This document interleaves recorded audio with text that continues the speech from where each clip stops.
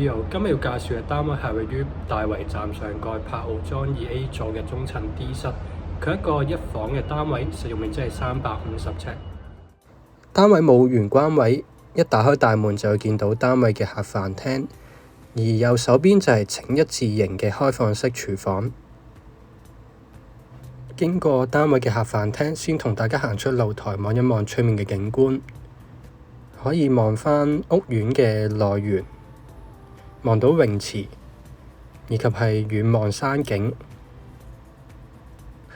再由露台嘅位置望返入去單位嘅客飯廳。嚟到主人房，採用咗套廁嘅設計，呈長方形嘅開積，